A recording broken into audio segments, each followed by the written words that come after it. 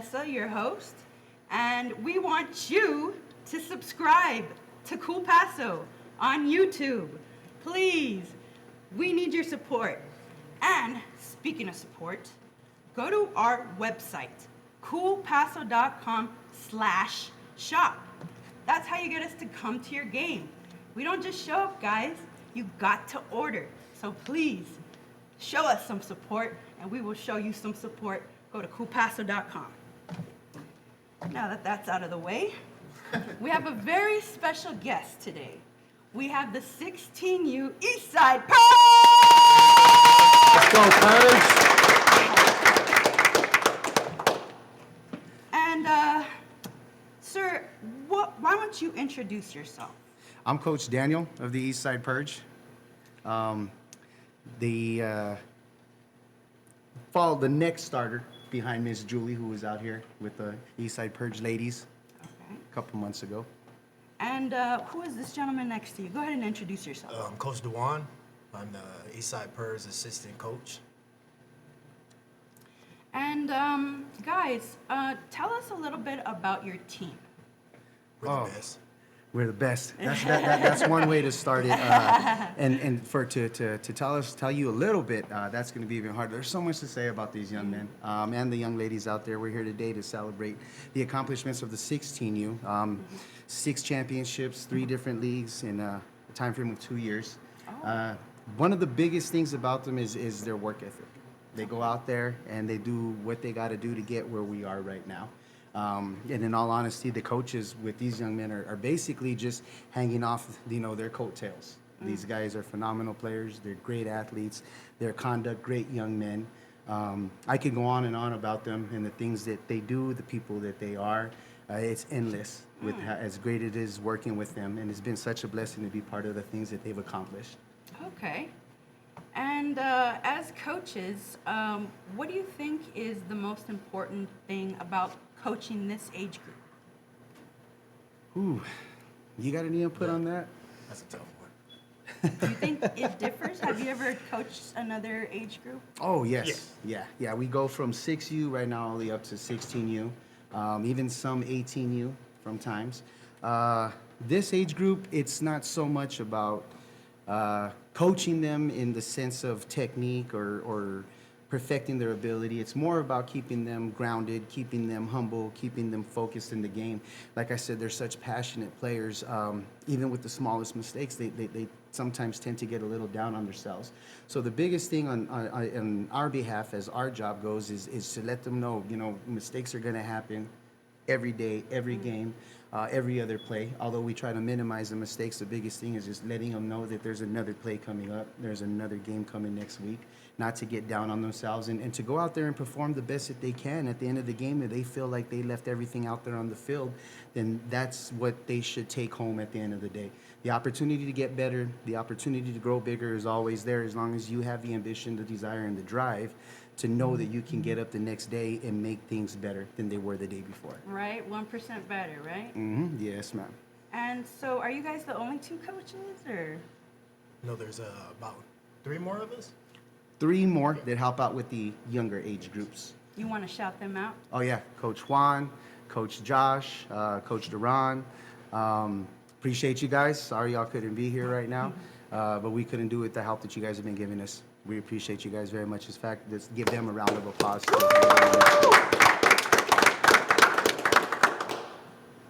And as coaches, do you ever find young men that maybe don't have a father influence in their life? From time to time, we come across a few.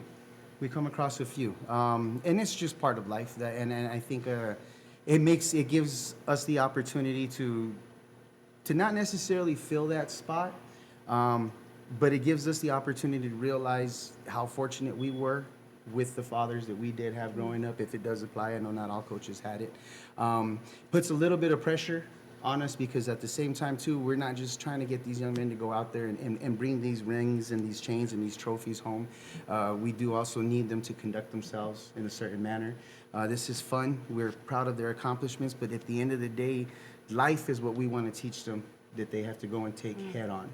So it puts a little bit of pressure, but at the same time, it's also a blessing, and it actually at the end of the day turns into a reward. And the game of football, how does that like translate to life for these kids? As a coach, do you think there's some way to compare winning and losing to actual life? Yes, it does, in all aspect. Because a lot of times I like to work with the kids based off of characteristics. You know what I mean? Here we are getting young men that are growing up to become adults. So, we were focused very much on their characters, give them the opportunity to realize, like, hey, not only winning and losing is an everyday thing, but long as you keep picking yourself up and keep moving forward, you have the opportunity to succeed and accomplish your goals in life. Indeed, indeed. One of the things I like to tell them is that at practice or at the late games, I look up to them and I point up to the sun and I say, that thing goes down every night, but every morning it comes back up, and you have the opportunity to tackle the day. And I'm always telling them, this isn't just about here. This isn't just about now. This isn't just about sports. It's in life in general. You're gonna hit speed bumps. I tell them all the time that I wake up with a little bit of fear, trying to figure out how I'm going to handle this or handle that. The mistakes I make sometimes bring me down, but as you grow older, you start to have families. You young men are going to start to realize there's people at home who are going to depend on you. You need to be that backbone for them. You need to be strong, and you need to set that example that anything that comes at you in life, you can handle it. But you got to know deep down inside yourself that you can handle it. And if you know that, you can go out there and accomplish anything that you want. Absolutely. Right, and I think one of the things that I would, if I was a coach, I'd want to teach the boys about like winning and losing is you don't always win, but in this case, these boys are pretty much champions. Yeah. Talk a little bit about like their recent championships. The most recent one was down in San Antonio for the USA flag, which I'm very proud of them. They went out there and they really balled out. They put it all out there. They left everything on the line. They had opportunities to give the game up, but they know that. But they stepped up to the plate. We actually, both of the big games came down to the last second, under a minute. The first one the day before, I think, was the last 20 seconds. And then on the championship day, again, probably about 30 seconds, where we ended up on the defensive side of the ball. But they got down to the nitty gritty. The grind doesn't stop. Grit don't quit. And these young men are perfect examples of that. The previous championships weren't necessarily as close. They were pretty dominating the whole thing. But that's why I think it was good to get out there, take them out of town, experience different talent that's out there, and just let them know that, hey, you guys are part of the best. You guys go out there and play with the best. And which was our goal as the coaches, to get them out there and see it. Although we had the utmost confidence in them that they'd bring the ship back home, we want to leave reality out there on the table with them, like you were saying, in regards to life. You don't always win. Sometimes you're going to lose. There's been 2 tournaments that we went out there, ranked first place in one, ranked second place, fell short for the championship. But again, like I said, the grit don't quit with these young men, and they understand that it's up to them, that they're the only ones that can stop them. They're the only ones that can stop themselves. Right, and just because you have a little bump in the road doesn't mean you got to quit, right? Not at all. Not at all. So that, yeah, I think if I was a coach, that's what I definitely would want to emphasize. But as a coach, and you can go one by one, talk a little bit about your experience with football. Oh, you have the most. Well, my experience with football, I played football a lot. I was very good as an athlete. I played defensive back. I played quarterback, wide receiver. I'm very knowledgeable as far as football strategies and coming up with schemes and stuff like that, because I've played it for so long. I've watched it. And just to see some of these kids perform, I can see a little bit of my talent there. So that's more reason why I try to push them no matter what, even though we're winning or losing, because I know there's a bigger picture in the long run for them. Because honestly, I would have to say I did mess up my opportunity for making bad decisions. So I'm hoping by stepping out, by coaching these kids, and not looking at me necessarily as a coach, but as a friend. First, I would like to gain their trust first, and then make forward progress from there. Right, and without trust, there is no respect, right? Indeed. So, have you ever had a football player that didn't respect you, and how did you handle that? Oh, you want to tell them about that, Coach? He nipped it in the bud right away. I had never seen somebody get fired from a volunteer program. Wow. But like I said, sometimes you got to be coachable in order to be coached. and the young man was insubordinate. He wasn't a team player, and we couldn't see ourselves going anywhere with him still on the team. So, Coach Dewan, I have a little bit of a softer heart and a lot more patience, but thankfully I had Coach Dewan here to nip that in the butt before things got any further and a little more out of control. Well, speaking of your players, can you guys go one by one and introduce yourselves? I'm Dominic Reyes. I go to Eastwood. I'm a junior right now, and I play quarterback. You're a junior right now. Well, I'm gonna Oh, be a junior. Okay. My name's Nico Gray. I also go to Eastwood, and I'm about to be a senior. My name is Jaden Orozco. I go to Pebble Hills, and I'm going to be a sophomore. Pebble Hill? I'm Jose Palacio. I go to Americas. I play down safety. I'm going to be a sophomore. I'm Damian Martinez. I go to East Little High School, and I'm a left guard for the football team. Oh, okay. So y'all go to different schools and stuff, huh? Yes, ma'am. Interesting. But both of you go to Eastwood? Yes. Yes. Is there any more Eastwood kids over there in your team? No, I think it's just us two. Oh, wow. I don't know if you guys know this, but we have a special relationship with Eastwood. You know, we've been filming for Eastwood High School for the past 10 years. And we've basically recorded Coach Lopez's entire career. One time his mom even had me make him a video for his birthday, and we like put together like all his championships and all his like accomplishments with football. And he's a great coach. What do you think about the coaches at Eastwood? I think they're good coaches. Very like disciplined. They know what they're doing. They know what they're talking about. They know how to coach good. And what year are you guys in as 16-year-olds? What are you like, juniors? I am about to be a senior. I just turned 17 in May 21st. Everybody's juniors, about to be seniors? About to be a junior? Oh, okay. So you guys are 16U. Yes, So ma'am. maybe there's a 15-year-old up in here somewhere, right? Okay. Okay. And you go to Pebble Hills, sir? Yes, ma'am. What's your name again? Jaden? Jaden. Talk a little bit about the coaches at Pebble Hills. I mean, they're really good coaches. They're really disciplined with you. They won't give up on you. And if they see that you're giving up on yourself, they'll really try to push you. But they also notice when it gets to a point where they have to back up a little and let you try to find yourself. Hey, all right. Yeah, definitely a good football team there at Pebble Hills. And Isleta wasn't too bad either. Talk a little bit about Isleta. Yeah, coaches are good too. They know what they're doing.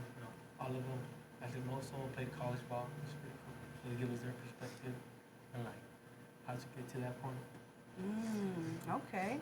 Anybody interested in playing college ball here? Yeah. Yes, ma'am. Yeah, that's cool. That's cool, man. What school do you go to again? Americas. America's? So what's America's like? Well, really, the coaches, they really like push us more in weight room and football. And really, they're honest with you. Like, if you do something bad, like, yeah, like they might like not insult you, but like they'll push you. But like we all know, since like it's just all them trying to be honest and helping us out.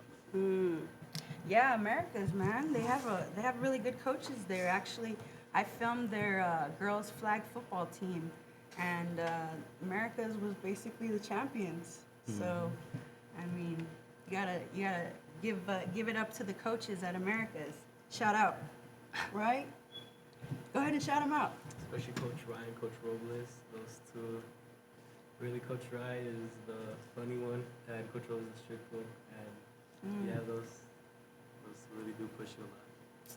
Yeah, it's good to have a funny coach, man, because it kind of like breaks up the monotony of having to work out day in and day out, right? Yeah. Talk a little bit about your coaches from the Purge. I say they're good coaches. They know what they're talking about. They're disciplined. They keep us humble. They don't let us get crazy. Like we don't get crazy on the field. Like we don't like talk to the other team. Like talk bad about them. Sportsmanship. Yeah. Make sure we have a lot of that.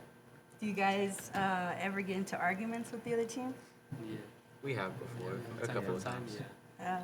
How do you handle trash talking? Trash talking, well, sometimes since we're so competitive about it, we have sometimes we go, but then our coaches put us in our place, and from there on, Like we know we're gonna win.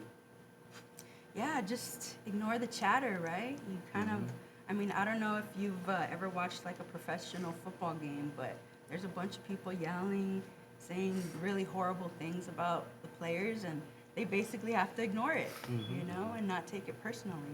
What do you think about that?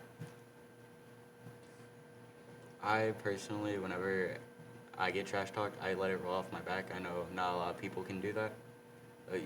People usually talk back or whatever, but I don't see myself doing that.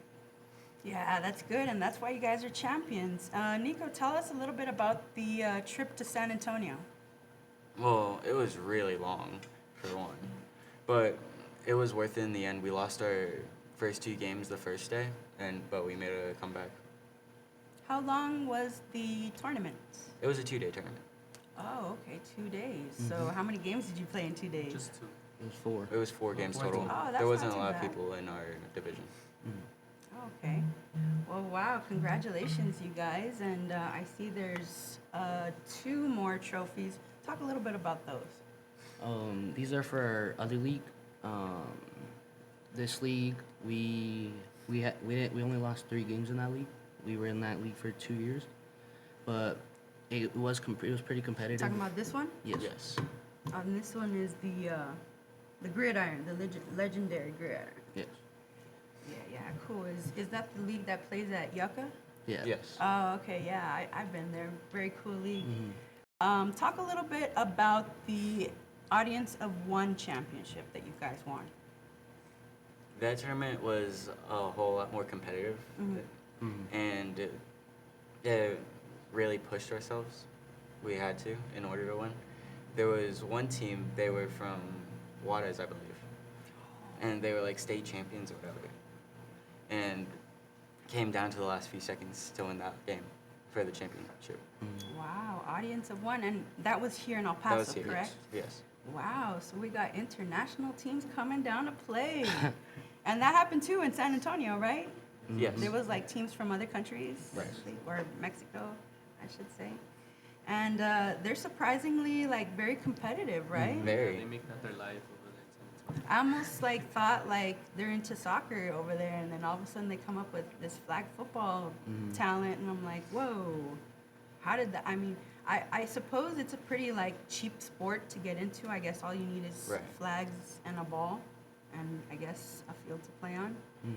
So what do you think about flag football? I think it's a fun sport. It's very, I wouldn't say easy, but like a good way just to stay into football. It helps you like during the summer if you're not like during like season in practice. It just helps you just stay into it. Stay in shape stuff. Yeah, for sure. And I think a lot of people that are off-season football players like to stay in the game of flag football because they won't really necessarily get that contact with the injuries and stuff. Do you guys play tackle? Yes. we all do. Oh man, that's pretty tough. I mean, how do you train your brain not to tackle somebody? Does it happen sometimes or what? For me, it does because when I get someone, I like to put my body like in front of them so they don't move. And sometimes they like, since I'm skinny, sometimes they think they're gonna do like run through me, and then it happens, and we just put a flag and that's it. So what's the penalty for contact? Contact. I think like in sports pitch Or illegal unnecessary contact. roughness. It's kind of like 10-yard penalty or something. It all depends on how rough it gets, because if they see like intent to do it, they may kick you out. Oh, wow. Yeah, I mean, you don't want people like that playing, hotheads. Yeah, there's actually people out there that don't really even want to play football. They just want to fight. Like they just want to run their mouth, you know? It's like, are we here to play football or are we here to play speech and debate? Like